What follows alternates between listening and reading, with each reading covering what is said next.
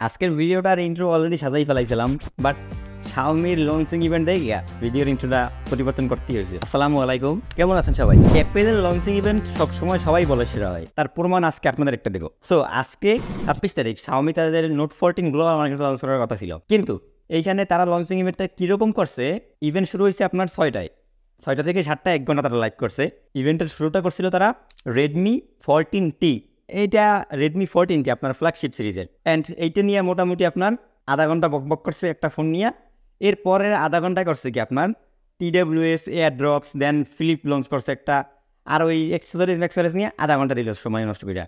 আর তারপরে তাদের নোট সিরিজের কোনো খবরই নেই। আজকে গ্লোবাল মার্কেটে লঞ্চ হওয়ার কথা ছিল, কিন্তু কিছুই পাইলাম না। মানে আপনি ইভেন্ট যদি একটা দেখা শুরু করেন, মানে কোন জায়গাতে নিয়ে যাইবে ওইটাই শাওমি ঠিকঠাক মতো জানে না। সো লাস্টলি যখন তাদের ইভেন্টটা শেষ হইবে, সেই সময় শাওমি ফ্যানরা বলতেছে note 14, where is note 14 series, মানে পুরোই একটা উল্টোপাল্টা ইভেন্ট হইল আজকে। যাই হোক, আজকে আমরা মূলত রেডমি নোট 14 সিরিজ নিয়ে কথা বলবো করিয়া, বাট যেহেতু ফোন লঞ্চ হয় না গ্লোবাল মার্কেটে, তো সেক্ষেত্রে চাইনিজ ভেরিয়েন্ট নিয়ে আপনাদের সাথে একটু কিছুক্ষণ আলাপ আলোচনা করবো, অ্যান্ড স্যামসাংয়ের এ সিরিজের সাথে এখানে আপনারা একটা কম্পেয়ার দেওয়ার চেষ্টা করবো। সাল 2019, 20, 21, সেই সময় স্যামসাংয়ের এ সিরিজের ফোনের দাম ছিল আপনার মিনিমাম 25,000 থেকে 35,000 কি 40,000 টাকা। A50, A51, A52 এই ফোনগুলো বলেন। আর সেই সময় রেডমির আপনার নোট 7, নোট 8, নোট 9, নোট 10 এই ফোনগুলোর প্রাইসিং ছিল 15 থেকে 20,000 টাকার মতো। কিন্তু ভাই এখন পুরো উল্টা হয়ে গেছে জিনিসটা। আপনি যদি এখন 23-24 সালে দেখেন, সেক্ষেত্রে রেডমি আপনার নোট 13, নোট 14 প্রাইস গেছে প্রায় 35 থেকে 45,000 টাকা পর্যন্ত।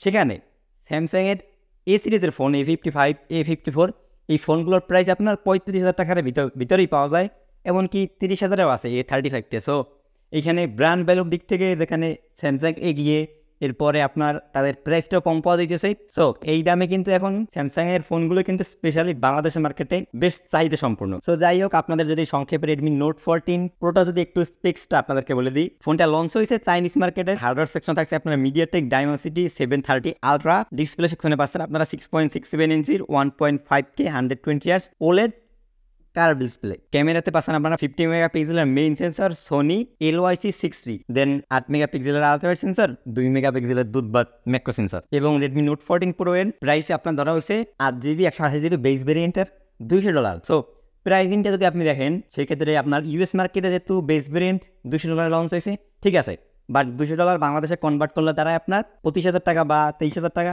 কিন্তু বাংলাদেশে যখন আসবে ফোনটার দাম 32 থেকে 35,000 টাকা পাবেন। আর প্রো প্লাসটা সম্পর্কে তেমন কোনো লিক্স জানা যায় না।